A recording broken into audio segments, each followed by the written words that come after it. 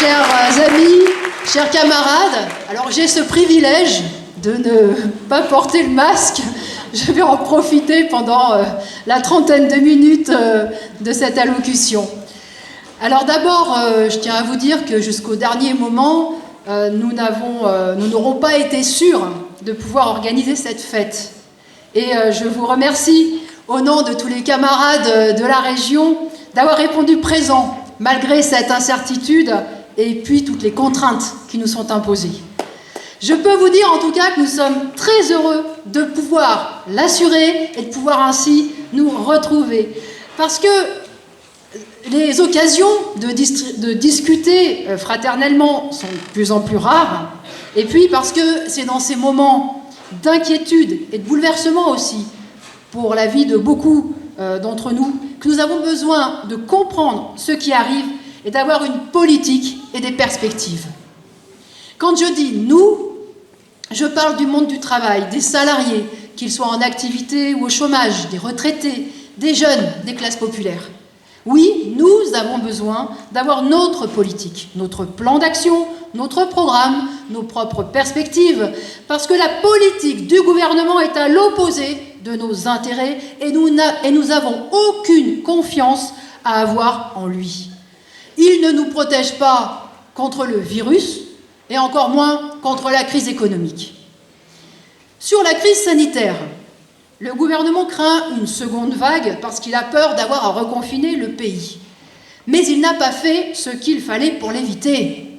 À part imposer le port du masque, restreindre à la vie sociale tout en nous demandant d'aller bosser, qu'est-ce qu'il a fait ?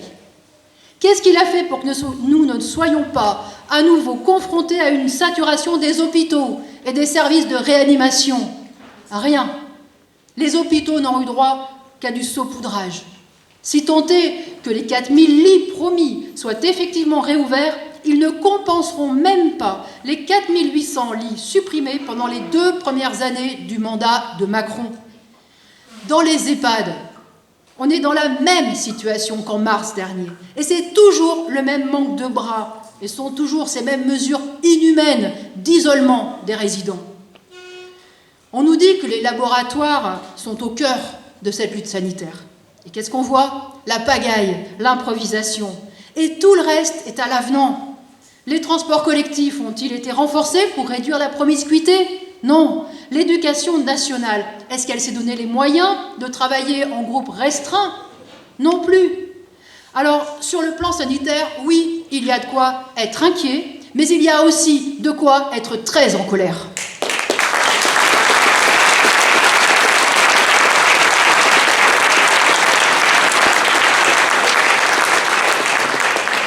Quant à la crise économique, non seulement le gouvernement ne peut pas l'empêcher, mais il va aider le grand patronat à la faire payer aux travailleurs.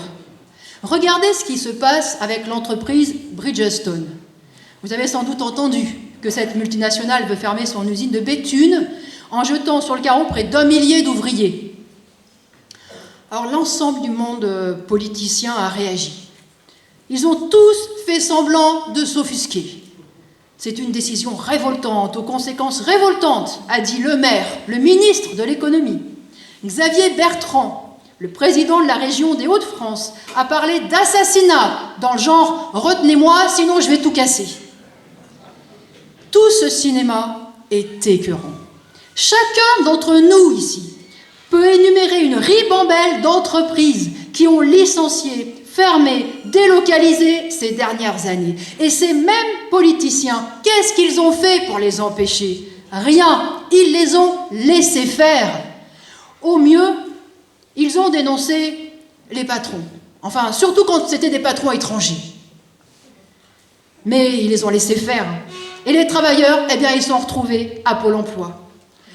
En parlant d'assassinat, Xavier Bertrand y est allé fort. Mais qu'est-ce qu'il propose? De discuter avec Bridgestone et de le convaincre de rester en France en alignant encore des millions.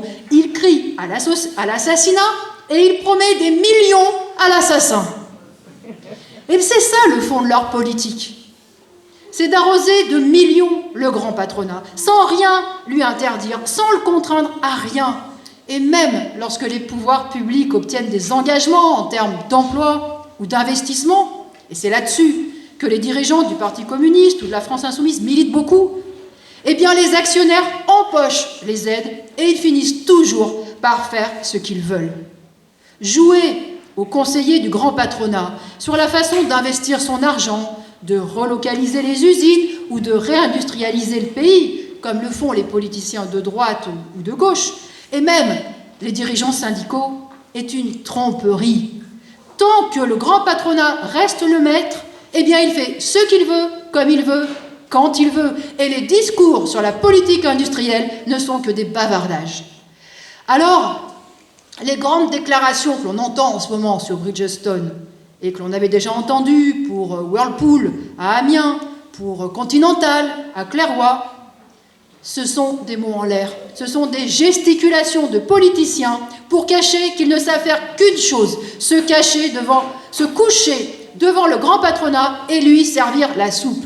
Le personnel politicien peut se faire élire et prétendre gouverner, mais ce sont les actionnaires, la grande bourgeoisie qui impose leur dictature sur l'économie, et le président de la République et les ministres ne sont que des paillassons sur lesquels les multinationales s'essuient les pieds. Alors les travailleurs n'ont rien, absolument rien à attendre d'eux.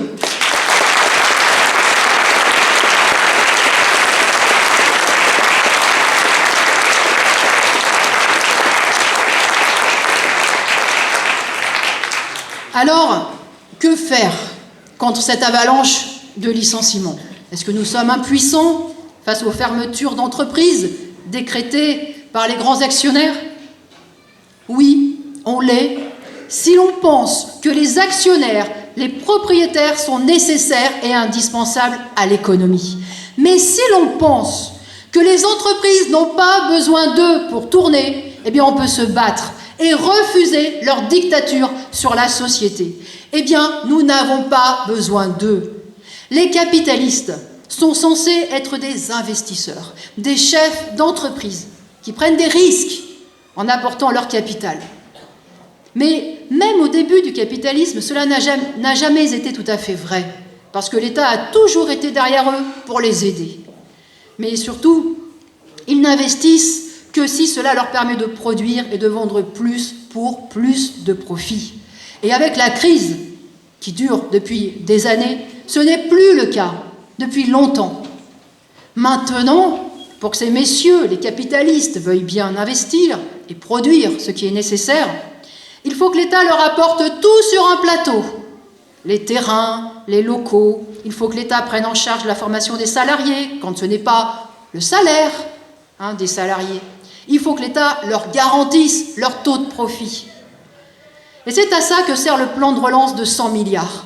Le gouvernement l'avoue lui-même. Il doit faire ce que les capitalistes ne veulent pas faire. Il doit tirer, vous savez, les fameux premiers de cordée. Eh bien, il faut les tirer.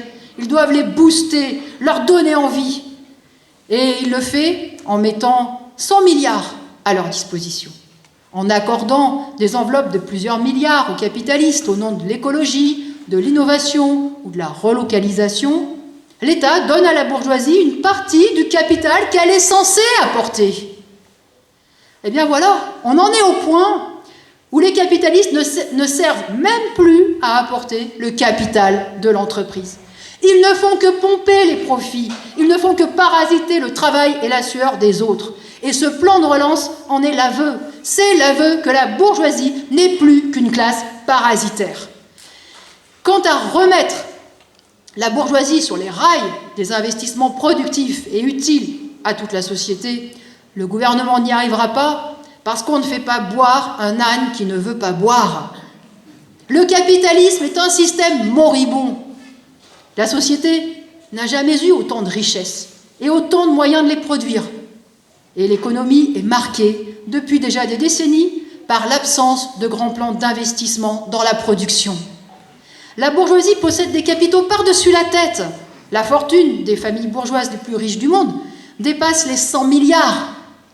Mais la société est incapable de répondre à nombre de besoins élémentaires, que ce soit au niveau des logements, des transports ou de la santé.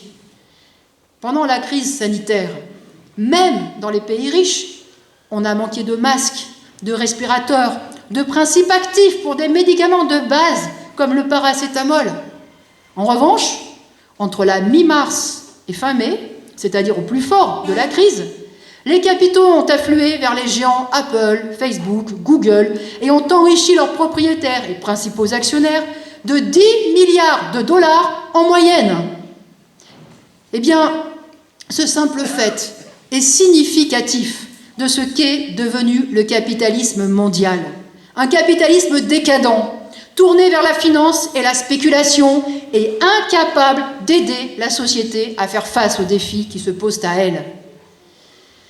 La bourgeoisie ne trouve plus intérêt à placer ses capitaux dans la production de biens utiles, car les marchés ne se développent plus ou sont arrivés à saturation, et parce que la concurrence y est exacerbée.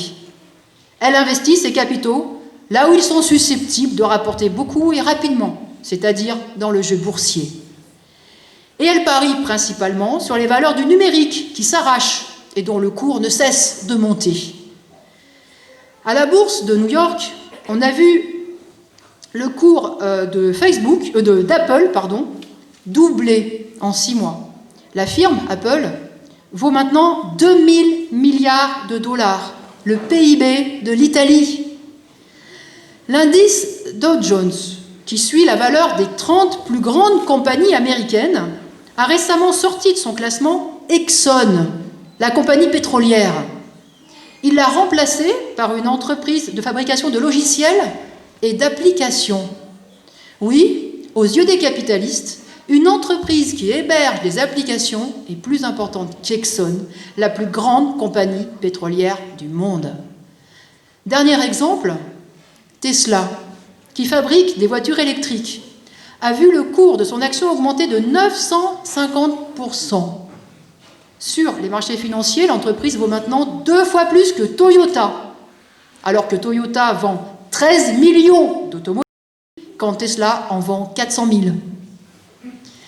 Même quand les investissements financiers sont vaguement en rapport avec la production de biens utiles, ce ne sont pas les besoins de production qui les motivent, mais la spéculation sur la valeur des actions.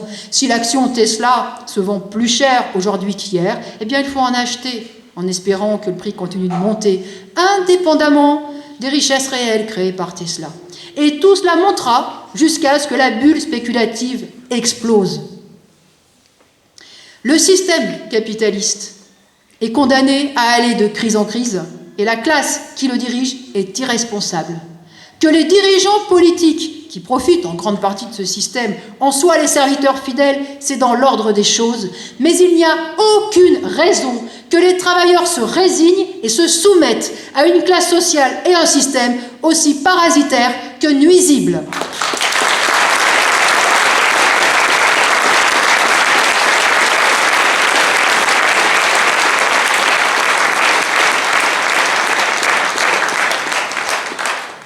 Les statuts historiques de la CGT, votés au Congrès d'Amiens en 1906, précisaient que l'émancipation intégrale des travailleurs ne peut se réaliser que par l'expropriation des capitalistes. Jusqu'à 1995, ces statuts affirmaient que la CGT groupe tous les travailleurs conscients de la lutte à mener pour la disparition du salariat et du patronat. Eh bien, la crise actuelle montre à quel point cet objectif reste d'actualité.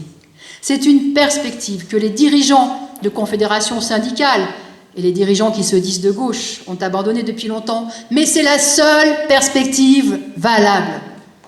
Alors, pour être capables de défendre leurs intérêts d'exploiter, pour se battre efficacement contre les attaques patronales, les travailleurs doivent avoir pour perspective de renverser le système capitaliste. Si la bourgeoisie est incapable d'assurer un emploi à tous avec des salaires dignes dans le cadre de son système, elle doit être expropriée et laisser la place aux salariés.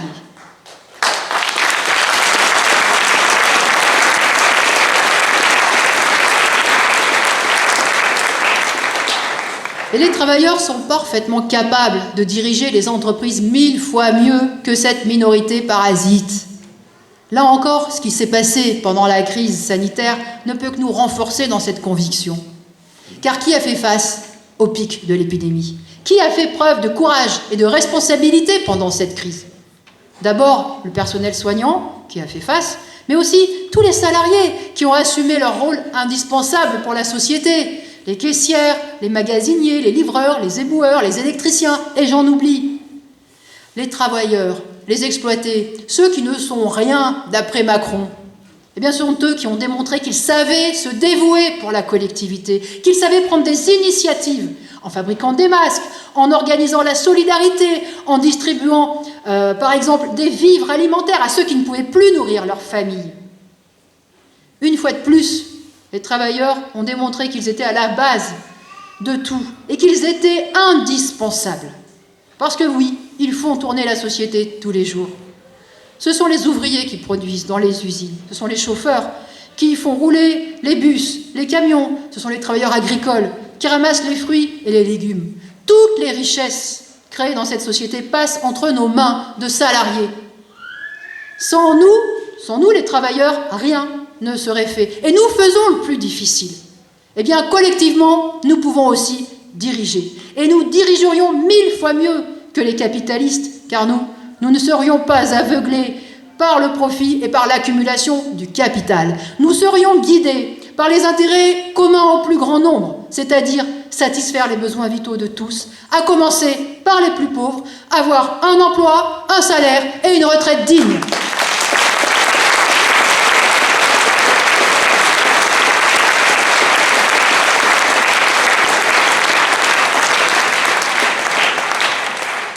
La crise sanitaire a accéléré et aggravé la crise de l'économie capitaliste. Pour les travailleurs, cette nouvelle phase de la crise signifie un durcissement du capitalisme, une intensification de la lutte de classe, une nouvelle phase de la guerre sociale. Il a suffi de quelques mois au grand patronat pour détruire plus de 700 000 emplois, c'est-à-dire pour enlever leur gagne-pain à plus de 700 000 personnes. Oh, il a pu aller très vite. Il n'a même pas eu besoin de plan de licenciement. Il lui suffisait de mettre fin au CDD et aux missions des intérimaires ou aux missions de ceux que l'on appelle désormais les auto-entrepreneurs. Il lui suffisait d'arrêter les commandes passées aux prestataires et aux sous-traitants. À cela s'ajoutent les plans de licenciement en cours à Airbus, Air France, Nokia, Renault, Smart, La Halle, Courtepaille, André, Boiron, General Electric, Bridgestone, enfin bon. Et toutes les PME, moins connues nationalement, qui licencient ou mettent la clé sous la porte. C'est dévastateur pour l'ensemble du monde du travail. Et les victimes, elles ne se comptent pas seulement dans les rangs des ouvriers. Les victimes, on les compte aussi dans les catégories de travailleurs qui passaient il y a peu pour des privilégiés. Les cadres de l'industrie aéronautique, par exemple, ou les pilotes de ligne. Hier, ils se croyaient peut-être au-dessus des autres salariés. Aujourd'hui, ils sont sur un siège éjectable et ils réalisent qu'aux yeux du grand patronat, ils ne sont rien. Et puis, il y a aussi la petite bourgeoisie, et même la moyenne bourgeoisie, particulièrement nombreuse en France. Petits entrepreneurs en tout genre, commerçants, artisans, restaurateurs, boutiquiers. Des centaines de milliers de femmes et d'hommes croyaient que leur propriété les plaçait au-dessus des salariés. Et ils espéraient que leurs affaires les protégeraient des aléas de l'économie. Ils voient aujourd'hui qu'il n'en est rien. Oui, ce qui se joue aujourd'hui pour des centaines de milliers de femmes et d'hommes, c'est leur propre survie. C'est l'avenir de leurs enfants. On peut reprendre les mots d'Édouard Philippe. Oui, on est face à une tempête économique et sociale. Et quel que soit notre sort individuel, nous en serons tous victimes, d'une façon ou d'une autre. Prenez les incivilités, la délinquance, les violences gratuites, les trafics organisés qui pourrissent déjà la vie des quartiers populaires. Comment imaginer qu'ils reculent demain, s'il y a encore plus de chômage, plus de misère, et si l'avenir se bouche pour des générations entières de jeunes? Si un guetteur gagne plus qu'un travailleur, si ça recrute sur le marché de la drogue, alors qu'il n'y a pas de boulot dans le reste de la société, comment croire qu'on pourra stopper tout ce pourrissement? Toute la société se déglingue, parce que des milliers de femmes et d'hommes sont livrés à eux-mêmes, marginalisés, abandonnés par la société. Et les coups de menton d'un Darmanin où les leçons de morale républicaine de Macron sont d'autant plus révoltants que les premiers responsables de ces reculs, ce sont eux qui ne se préoccupent que des affaires des plus riches, eux qui dirigent la société dans le mur, s'ils ne nous dirigent pas droit vers une nouvelle guerre, parce que c'est aussi une menace qui plane sur nos têtes. Le capitalisme en crise, c'est aussi la multiplication des guerres, où les bourgeoisies entraîneront toujours davantage de peuples à s'affronter pour ses profits. Les rivalités entre les grandes puissances par alliés interposés ont déjà transformé certaines régions du monde, en Afrique ou au Moyen-Orient, en véritables champs de ruines. Et regardez le bras de fer qui se joue actuellement en Méditerranée, dans une zone où la Grèce et la Turquie se disputent de vastes gisements gaziers. Le gouvernement français a décidé de s'impliquer directement dans ce conflit régional. Et il a fait d'une pierre deux coups. Un, il a vendu à la Grèce 18 avions de combat, des Rafales, et 4 frégates, pour le compte donc de Dassault. Oui, le peuple grec, qui a été essoré par les suites de la crise financière de 2008, qui a vu ses retraites s'effondrer, les services publics être liquidés, eh bien voilà, il va se retrouver dans un pays qui va dépenser plusieurs milliards en rafales. Et puis, deuxième objectif pour le gouvernement français, eh bien, c'est de protéger les intérêts de Total. En aidant la Grèce contre la Turquie pour le contrôle des hydrocarbures de la Méditerranée orientale, oui, le gouvernement travaille d'abord pour Total. Et ce n'est là qu'un exemple parmi d'autres. En attisant les rivalités entre grandes puissances, la rapacité capitaliste nous condamne à un monde d'affrontements, de tensions militaires et de guerres. Alors, il ne s'agit pas seulement des intérêts de la classe ouvrière. Il s'agit de l'avenir de la société dans son ensemble. Mais c'est bien la classe ouvrière qui détient la clé. Parce que la classe ouvrière est la seule classe qui peut offrir un autre avenir à l'humanité. Elle seule y a vraiment intérêt. Elle seule a la force et les moyens de changer de fond en comble la société et de la réorganiser sur des bases collectives, sans rapport de domination, sans exploitation, sans ces lois du marché.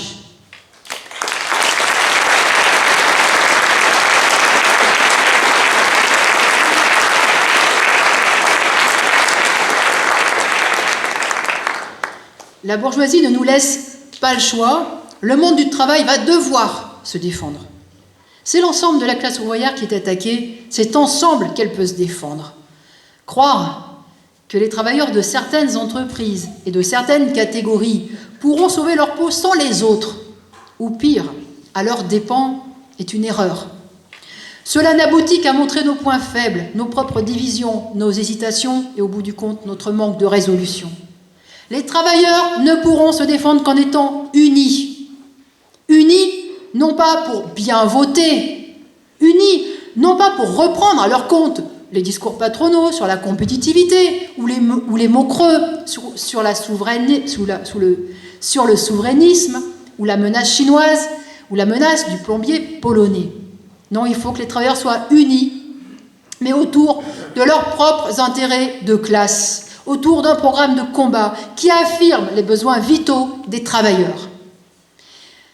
Les travailleurs n'ont ni capitaux ni cours boursiers à préserver. Ils n'ont que leur emploi et leur salaire. C'est ce qu'ils ont d'essentiel à sauver dans cette crise.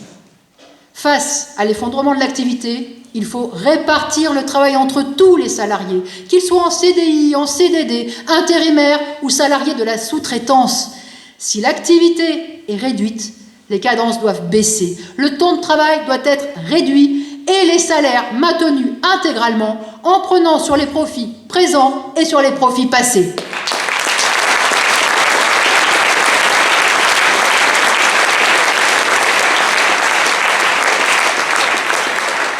Face à la stratégie patronale d'opposer les travailleurs ou les sites, en surchargeant d'activités les uns et en mettant les autres au chômage, il faut imposer de travailler moins pour travailler.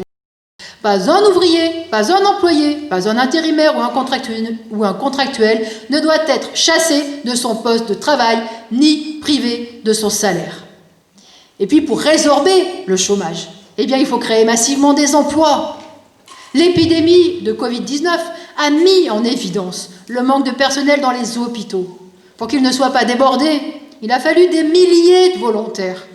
Les besoins sont tout aussi flagrants pour soigner les personnes dépendantes, pour l'éducation et la petite enfance, pour les transports. Ces dizaines, ces centaines de milliers d'emplois ne sont pas créés. Et ce n'est pas par manque d'argent. L'État a bien trouvé 100 milliards pour son plan de relance. Et 100 milliards, c'est l'équivalent de 2,7 millions d'emplois payés à 1 800 € par mois pendant un an. Alors non, ce n'est pas l'argent qui manque.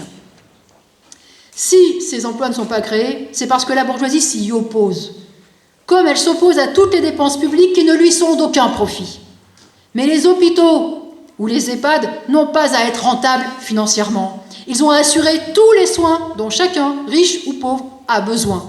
Alors, il faut se battre pour créer ces emplois. Ceux-ci ne généreront pas de profit privé et ce n'est sûrement pas un problème parce que leur utilité publique suffit à les justifier.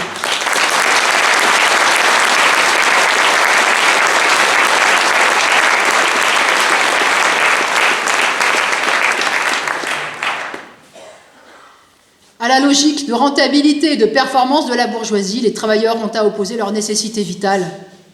Des emplois, des augmentations de salaire et un contrôle ouvrier sur les agissements du grand patronat qui nous mène de crise en crise. Et encore une fois, il ne s'agit pas seulement du sort de la classe ouvrière, mais du sort de tous ceux qui ne peuvent vivre que de leur travail face à une minorité de parasites. Il s'agit de l'avenir de toute la société. Si on ne veut pas que le monde du travail soit sacrifié, il faut que la grande bourgeoisie paye. Les profits et les richesses accumulées ces dernières années ne se sont pas envolés pendant le confinement. L'alternative est entre leurs profits ou nos emplois, entre leurs dividendes ou nos salaires, entre leurs richesses ou nos vies. Alors oui, mener ce combat signifie remettre en cause le droit divin des patrons de faire ce qu'ils veulent et de disposer de la vie de milliers de travailleurs. C'est remettre en cause leur droit divin de transformer de nouvelles villes en déserts industriels, comme veut le faire Bridgestone à Béthune. Mener ce combat signifie remettre en cause la propriété privée des capitalistes, leur enlever le capital des mains. Proudhon, un des premiers socialistes, avait dénoncé l'accaparement des moyens de production par la bourgeoisie qui se développait alors. Il l'avait fait par une formule qui est restée célèbre, la propriété, c'est le vol. Eh bien, oui, le capital, c'est le vol. Même ce capital est le fruit de notre travail à tous. Une des absurdités du système capitaliste est que le profit des entreprises créées par les travailleurs est accumulé par la grande bourgeoisie, qui en fait du capital et un moyen d'exploiter à nouveau les travailleurs, un moyen pour accroître sa mainmise sur l'économie et donc d'accroître sa puissance sociale. Oui, dans cette société, les travailleurs fabriquent tout, je l'ai dit, ils produisent tout, jusqu'au grand capital qui les exploite. Ils fabriquent jusqu'à leur propre chaîne. La grande différence entre les réformistes et les révolutionnaires est là. C'est que les révolutionnaires contestent les bases mêmes de la société capitaliste, c'est-à-dire cette propriété privée des moyens de production, et leur but ultime est de les supprimer, parce qu'on ne supprimera pas l'exploitation, les classes sociales et les inégalités sans supprimer cette propriété privée du capital. Alors, à bas la propriété capitaliste, vive l'expropriation de la bourgeoisie et la mise en commun des moyens de production.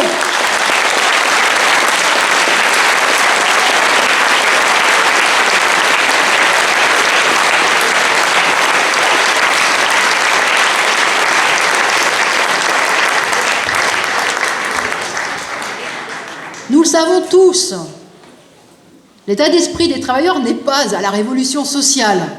Et l'état d'esprit est même loin du combat nécessaire pour inverser le rapport de force avec la bourgeoisie. Mais c'est aussi dans des moments de crise, comme celui que nous vivons aujourd'hui, dans ces moments de bouleversement, que les consciences évoluent. Et un état d'esprit, ça peut changer vite. Personne n'a vu venir, par exemple, la révolte des Gilets jaunes. Et personne ne peut prédire d'où partiront les coups de colère et lesquels se changeront en mouvement social capable d'influer sur la situation politique. C'est l'évolution de la crise elle-même et la gravité des coups qu'elle subit qui amèneront la classe ouvrière à se battre. Le rôle des militants n'est certainement pas de s'adapter au climat de résignation ambiant. Il est encore moins de semer des illusions sur la capacité de quelques politiciens à mieux gérer le capitalisme décadent. Toute solution qui se place dans le cadre du capitalisme est à rejeter en bloc. Il faut viser la révolution sociale, le renversement du capitalisme et l'expropriation de la bourgeoisie. Et ce ne sont pas les mesures radicales que craignent les nôtres. Ils sentent que les choses ne peuvent pas continuer comme ça.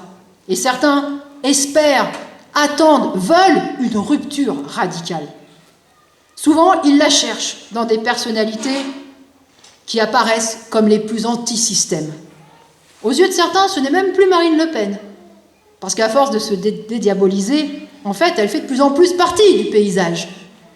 Alors, certains parlent de Zemmour, Bigard, Onfray, Raoult même. Oui, il y a en effet un large choix pour rejeter tous ceux qui sont au pouvoir et se jeter dans l'inconnu. Les classes populaires ne font plus confiance dans le pouvoir. Et cela ouvre la voie aux idées complotistes de toutes sortes, et ce qui témoigne de la désorientation politique la plus totale. Eh bien, il faut nous accrocher à notre boussole de classe et défendre nos perspectives révolutionnaires. Il faut que cette perspective soit diffusée et répandue autour de nous dans le monde du travail. Pour cela, il nous faut avancer dans la construction d'un parti.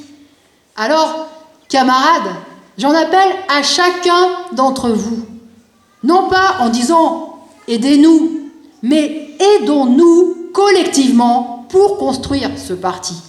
Chacun peut y contribuer, on peut y participer de différentes manières, on peut s'y engager en y consacrant l'essentiel de sa vie, et il est indispensable que certains d'entre nous, et que les jeunes en particulier, fassent ce choix-là. Mais on peut y participer tous, chacun à son niveau, ne serait-ce qu'en discutant et en propageant ses idées dans sa famille, avec son voisin de travail ou de palier. Il y a besoin de tous pour prendre le contre-pied des mensonges patronaux et des diversions politiciennes, ne serait-ce qu'en montrant que l'on n'est pas d'accord.